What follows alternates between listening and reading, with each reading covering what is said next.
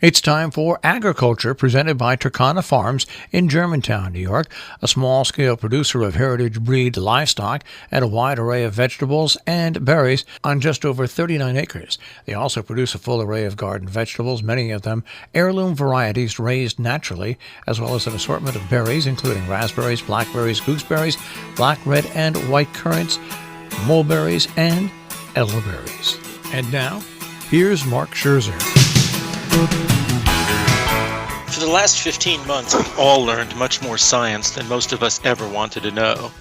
From microbiology, that's messenger RNA, to epidemiology, herd immunity, to aerodynamics, like how far does your spit fly when you chat at a cocktail party. I'm grateful for the way scientists brought their knowledge to bear to meet the challenge of COVID-19, but I'm also intimidated by them. How did people get so smart?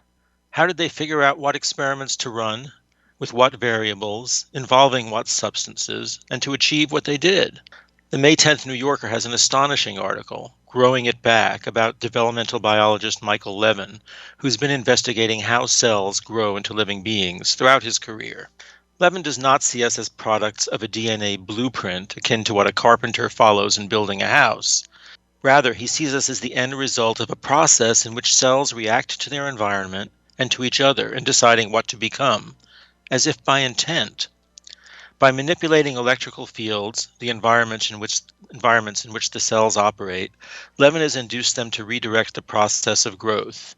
He has coaxed frogs to regenerate severed legs, and tadpoles to grow new eyeballs on their stomach. His work may lead to therapies for amputees to grow severed limbs back.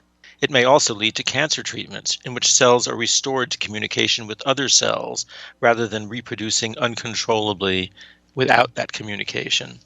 Levin's work is all the more impressive to me because it seems to rely principally on close observation and manipulation of small elements of the physical environment. The physical world has always seemed alien territory to me. I remember when my former graduate school girlfriend, it was only a phase, met my late partner Peter a few months after I started dating him. Sabra warned, "I hope you're not expecting Mark to help with anything practical. Don't let him do anything involving a hammer." Now, late in life, I've become immersed in my physical environment. On this farm, there is no on-premises super, as we denizens of New York apartments call our building superintendents, to call when things go wrong. Economic necessity and practical reality dictate that when problems arise, I at least have to try to understand what's going on and to address them myself.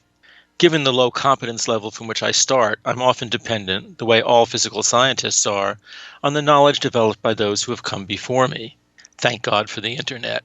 This winter, trying to battle an incursion of now thankfully banished rats in the chicken coop, I learned online how to fix an empty can on a stick and suspend it over a deep bucket, place a ramp to the top of the bucket, and bait the top of the can with peanut butter. When the rat jumped over to the can would spin, the rat would drop into the water at the bottom of the bucket and drown. I remember my elation the first morning when I found half a dozen drowned rats, and my disappointment days later when I realized that mine was not the only intelligence at work. The rats had learned to steer clear. I don't rely entirely on the internet. Sometimes I run unwitting experiments on my own. Take my tomato starts. This year I decided to see what would happen if I did not buy new seeds, but used the large supply I had left over from prior years.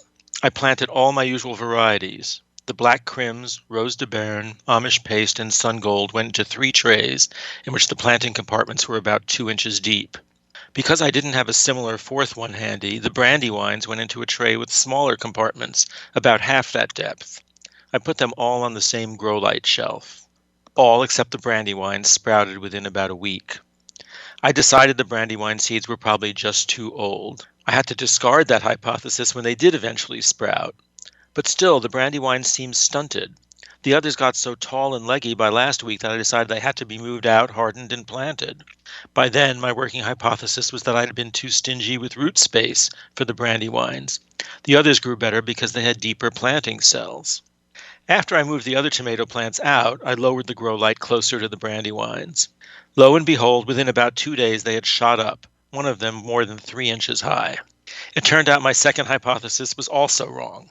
The problem wasn't how much root the plants had, but rather that the brandywines, because of the disparity of planter depth, were so much further away from the grow light. Lesson learned by clinical trial. One of my most satisfying recent fixes was about the simplest you can imagine. It was on a gate that kept blowing open. This gate, on the way to the pond, had been kept closed for several years with a large hook on one door, lowered into a large ground staple in the shape of a U-bolt hammered into the adjacent door.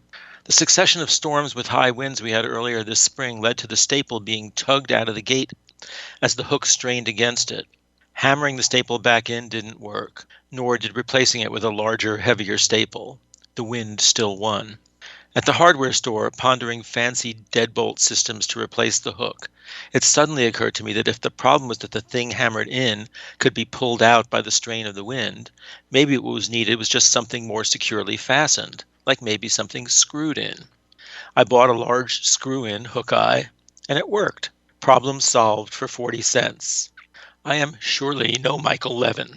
I feel like I'm learning things I should have learned in 4th grade, and my experiments are at about that grade level. But it feels like a major advance in my consciousness to closely observe and effectively manipulate my physical environment in any small way. I wonder if, after the rapid development of COVID vaccines, increased respect for the work of scientists may be part of the zeitgeist and may be inspiring my personal evolution. Agriculture is underwritten by Turkana Farms, LLC, a small-scale producer of heritage-bred livestock and a wide array of vegetables and berries on just over 39 acres in Germantown, New York. More information, 518-537-3815.